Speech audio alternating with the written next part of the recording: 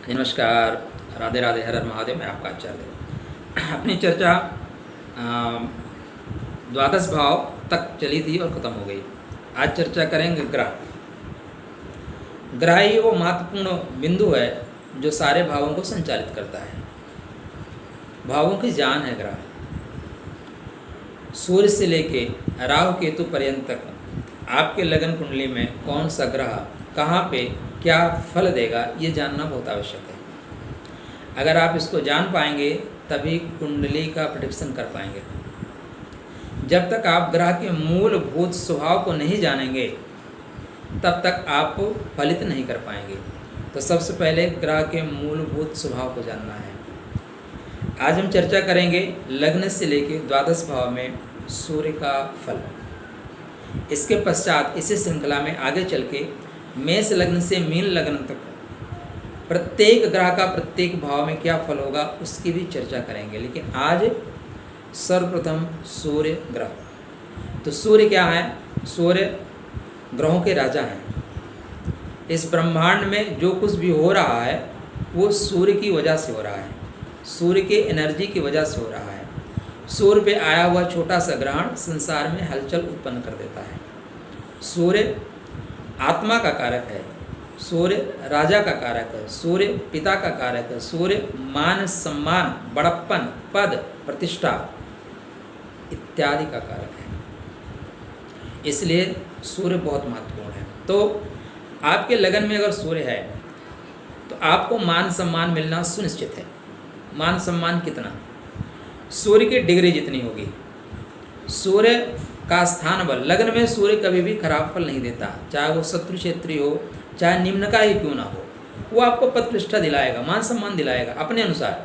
जितने उसके अंदर क्षमता है उस क्षमता के अनुसार वो मान सम्मान पद प्रतिष्ठा आपको दिलाएगा। अब यहाँ पे ग्रह स्वक्षेत्री हो गया, मित्र का हो गया, उच्च का हो गया, तो आप पर्याप्त मात्रा में समाज में मान सम्मान यश कीर्ति पद प्रतिष्ठा सब कुछ आपको मिलेगी। आप अपने पूर्व जन्म के इतने शुभ कर्म लेके पैदा हुए हैं कि आपको सब मिलना सुनिश्चित है। अब यहाँ पे ग्रह जितने डिग्री वाइज है वैसे आपको मान सम्मान पद प्रतिष्ठा मिलेगा। लगन में सूर्य जिसके होते हैं, अब ऐसा नहीं कि हर आदमी IPS ही बन जाए। लगन में सूर्य वाला सेना में जा सकता है, अच्छे पद पे जा सकता है, पुलिस में जा सकता है। वहीं पे लगन में डिग्री वाइज और 9th हाउस 5th हाउस का अगर कॉम्बिनेशन बन गया तो आदमी IAS अधिकारी बनता है, मंत्री बन जाता है। तो ये आपको देखना पड़ेगा। लेकिन लगन में सूर्य आपको मान सम्मान देगा ही देगा। सूर्य का एक नेचर है बड़ा बनाना। सूर्य जहाँ बैठता है उस पार्ट को बड़ा बनाता है, महान बनाता है, उस पद को उस पार्ट को पद प्रतिष्ठा दिलाता है। तो लगन में है तो आपको मान सम्मान मिलेगा, समाज में पद प्रतिष्ठा मिलेगी, ठीक है ना। आप स्वतः को बड़ा महसूस करेंगे। और मित्र के घर में है, सुक्षेत्री है, तो आप बड़े हैं। अगर मान लीजिए शत्रु क्षेत्री है, निम्न का है, तो आप रियलाइज़ करोगे कि आप बड़े हो। रियलाइज़ करना और होना दोनों में फ़र्क है। तो अगर यहाँ पे निम्न के हो गए, शत्रु क्षेत्री हो गए, तो आदमी क्या है, घर में उसको लगता है मैं तो बड़ा हूँ, मेरे अनुसार होना चाहिए, लेकिन हो नहीं पाता। वहीं पे ग्रह अगर स्वक्षेत्री है, मित्र का है, उच्च का है, तो ऐसे पद प्रतिष्ठा को प्राप्त करता है कि अपने अनुसार वातावरण क्रिएट कर लेता है, या वो जहाँ जाता है उसके अनुसार वातावरण क्रिएट कर दिया जाता है। लेकिन अगर नहीं है तो आदमी चाहता है कि वैसा वातावरण क्रिएट हो, लेकिन हो नहीं पाता, इसलिए कलह हो जाता है।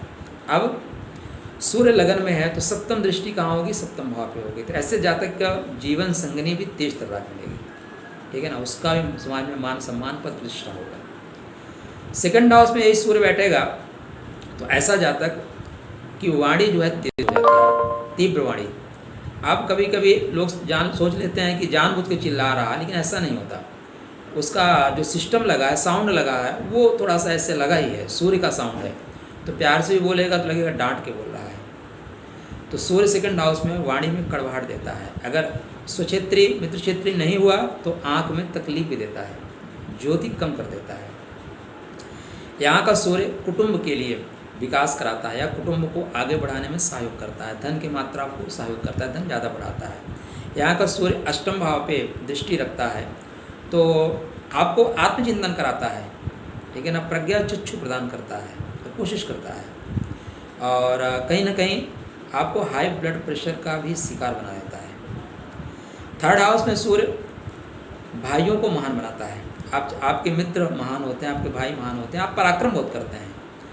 थर्ड हाउस में बैठा हुआ सूर्य की सप्तम दृष्टि नवम भाव पे होती है, मतलब आपके पराक्रम से, आपके मेहनत से ही आपका भाग्य जगेगा, या ऐसा जातक पराक्रम कर करके, मेहनत कर करके अपने भाग्य को जगा लेता है। पराक्रम के द्वारा भाग्य के दरवाज़ों को खोल देता है। तो थर्ड हाउस में बैठा हुआ सूर्य अच्छे भाई देता है, मित्र देता है, लेकिन यहाँ पे जो सूर्य होता है छोटे भाइयों के लिए प्रतिबंधक बना देता है अगर पाप प्रभाव में हुआ तो, या भाइयों से अलगाव कर देता है, क्योंकि सूर्य बड़ा है, उसको लगता है सब कुछ मेरे अनुसार होना चाहिए, मैं घर का लीडर हूँ। फोर्थ हाउस में सूर्य भूमि भवन वाहन माता, ऐसा जातक अगर उच्च का ग्रह है, सुचित्रीय है, मित्र है, तो जातक के उत्पन्न होने के पश्चात जातक की माता का द्रुत गति से विकास होता है। मैंने देखा है ऐसे लोगों को जिनके उत्पन्न होने के पश्चात उनकी माता राजनीति में आई और मंत्री पद तक को प्राप्त किया। तो ऐसे जातक भूमि भवन वाहन का विकास करते हैं, माता को मान सम्मान मिलता है और अपने लाइफ में अपना एक विशाल सा मकान बनाते हैं और अच्छे अच्छे वाहन खरीदते हैं, अच्छे अच्छे घर बनाते हैं, प्रॉपर्टी बहुत बनाते हैं। लेकिन किसी एक व्यक्ति की वजह से, घर में किसी एक व्यक्ति की उग्रता की वजह से, कोई एक व्यक्ति इतना गुस्सैल होता है कि जिसकी वजह से घर का जो वातावरण होता है वो प्रेम पूर्ण ना होकर कलुषित हो जाता है। यहाँ पे सूर्य की दृष्टि सप्तम कर्म भाव पर होने से पिता से, सरकार से जातक को लाभ मिलता है। पंचम भाव में सूर्य, पंचम भाव प्रेम का, संतान का, बुद्धि का।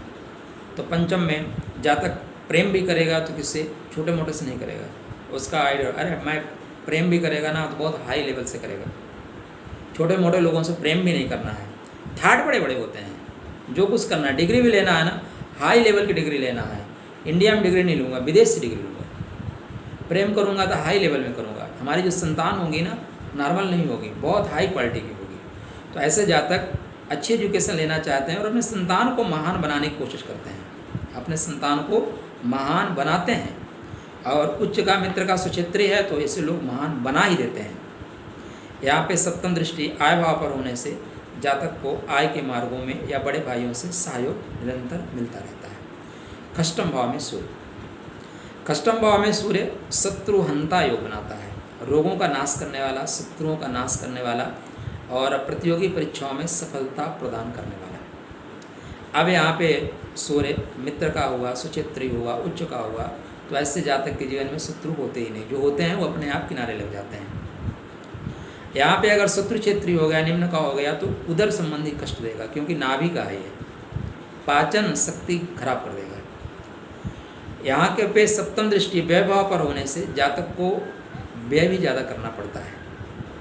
अब सूर्य जैसे प्रभाव में आया, अगर पाप प्रभाव में आ गया तो शत्रुओं को दबाने के लिए, रोग को दबाने के लिए उसको व्यय करना पड़ेगा। सप्तम भाव में सूर्य, सप्तम भाव में जो सूर्य होगा, आपको एक पढ़ी लिखी महिला के साथ या तेजस्वी महिला के साथ, पढ़ी लिखी ना कहें, तेजस्वी, जो गवर्न करना जानती है, उसका आपको सहयोग मिलेगा। ऐसा जीवन संगनी मिलेगा, पति या पत्नी में अपने जीवन संगनी ऐसे मिलेंगे जिसके अंदर गवर्निंग क्षमता बहुत ज़्यादा होगी, वो घर को चलाने वाले होगी, सब कुछ चाहती है उसके अनुसार हो। यहाँ पे सप्तम दृष्टि लग्न पर होने से जीवन साथी के आने के पश्चात जातक का भी जीवन में बहुत विकास होता है। लेकिन ये लोग अपने जीवन संगनी को हैंडल नहीं कर पाते, ज़्यादा तेज होते हैं। तो ऐसे में अगर सूर्य अकेला हुआ तो काम चल जाता है, लेकिन सूर्य कहीं पाप प्रभाव में आ गया तो फिर तलाकवादी हो जाता है या तलाक हो जाता है। ऐसे लोगों के जीवन संगनी एक्स्ट्रा तेज होते हैं। लग्न पे सप्तम दृष्टि होने से जातक भी तेजस्वी होता है, किंतु पत्नी कितना या जीवन संगनी कितना, जीवन साथी कितना तेज नहीं होता। तो यहाँ भी सूर्य जैसे प्रभाव में होगा वैसे आपको फल देगा। अष्टम भाव में सूर्य, अष्टम भाव जो है ना खोज का है, मृत्यु का भी है, आयु का है, लेकिन खोज का है। अष्टम भाव में अगर उच्च का सूर्य हो जाए तो आप संसार में बहुत बड़ा काम करते हैं, संसार के लिए नया खोज करते हैं। जैसे कुंडली में बताऊँ आपको, सचिन तेंदुलकर कन्या लगन की कुंडली में सूर्य द्वादश भाव का स्वामी होकर अष्टम भाव में उच्च का बैठा हुआ है, और वो क्या हुए, क्रिकेट के भगवान हुए। नई नई खोज उन्होंने की, तो अष्टम भाव खोज का है।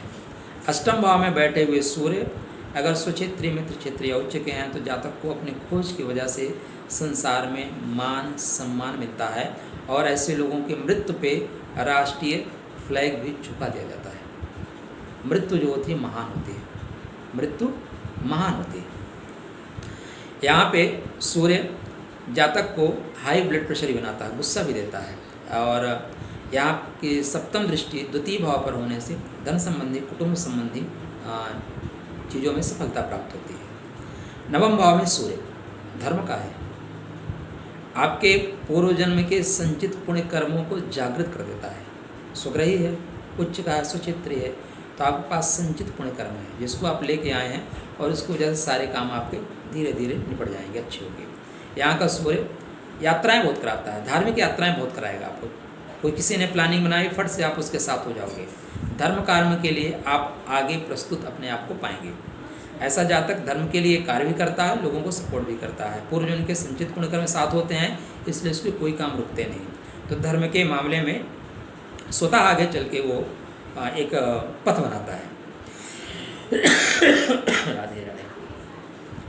सूर्य की सप्तम दृष्टि तृतीय भाव पर होने से, सूर्य की सप्तम दृष्टि तृतीय भाव पे पराक्रम भाव पे होने से जातक पराक्रम के द्वारा मान सम्मान अर्जित करता है, मान सम्मान प्राप्त करता है। सूर्य दसम भाव में, दसम भाव में सूर्य आपको सरकार से जोड़ेगा, आपके पिता से जोड़ेगा, मान सम्मान से जोड़ेगा, पद प्रतिष्ठा से जोड़ेगा। तो दसम भाव में इतनी चीज़ें आपको मिलेंगी। आप अगर दसम भाव में सूर्य है, स्वग्रही मित्र का है, उच्च का है, तो आप ऐसे पिता के घर में ही पैदा होंगे जिसका संसार में मान सम्मान ज़्यादा होगा, पद प्रतिष्ठा होगी।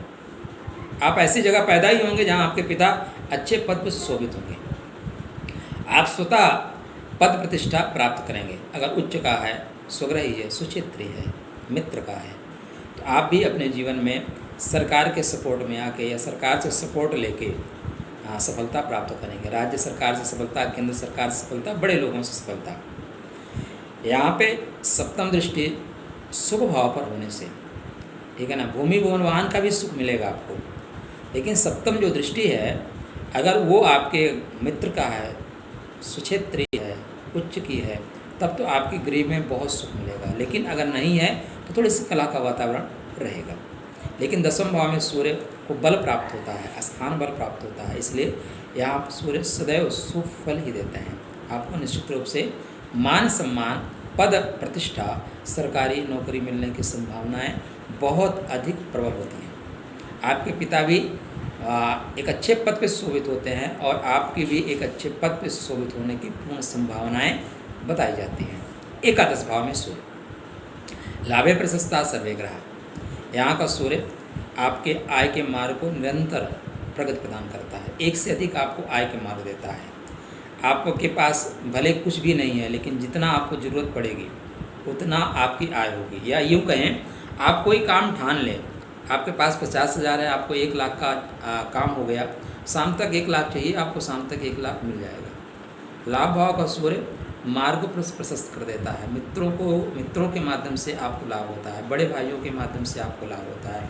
यहाँ पे सप्तम दृष्टि पंचम भाव पर होने से संतान संबंधी थोड़ी सी किंचित कष्ट आते हैं। सप्तम दृष्टि है तो पावर ज़्यादा है, तो थोड़ा सा कहीं ना कहीं गर्भाशय में प्रॉब्लम क्रिएट कर देता है, संतान संबंधी कष्ट दे देता है। लेकिन संतान तेजस्वी देता है, एजुकेशन बहुत फास्ट देता है, बड़े भाई से सफलता मिलती है, आय के मार्ग निरंतर आपके खुले रहते हैं। 12th हाउस में सूर्य खर्च का घर है। यहाँ पे सूर्य आपको खर्चबाज बनाएगा, लेकिन खर्च कहाँ करेंगे? खर्च तब करेंगे आप अपने मान सम्मान को बचाने के लिए, पद प्रतिष्ठा को विकसित करने के लिए, समाज में अपने को प्रतिष्ठित करने के लिए आप खर्च करेंगे। 12th हाउस को सूर्य निश्चित रूप से खर्चबाज बनाता है। लेकिन ऐसे लोग खर्च कहाँ करते हैं? जहाँ पे उनको पद प्रतिष्ठा दांव पे लगे या पद प्रतिष्ठा की वृद्धि के लिए। सप्तम दृष्टि खष्टम भाव पर होने से कभी कभी ऐसे जातक को शत्रु को, रोग को दबाने के लिए भी खर्च करना पड़ता है। तो सूर्य का बेसिक नेचर क्या है? बड़ा बनाना। सूर्य जहाँ बैठेगा उस पार्ट को बड़ा करता है।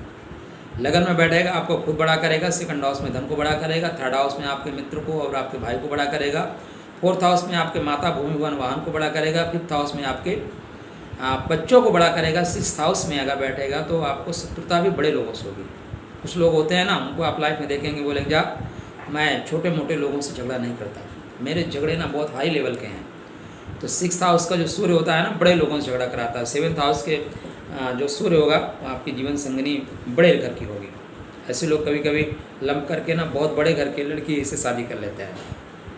8th हाउस का जो सूर्य होगा, मृत्यु जो होगी वो थोड़ी सम्मान वाली होगी, बड़ी मृत्यु होगी। 9th हाउस धर्म के कार्य बढ़ चढ़ के बड़े होते हैं।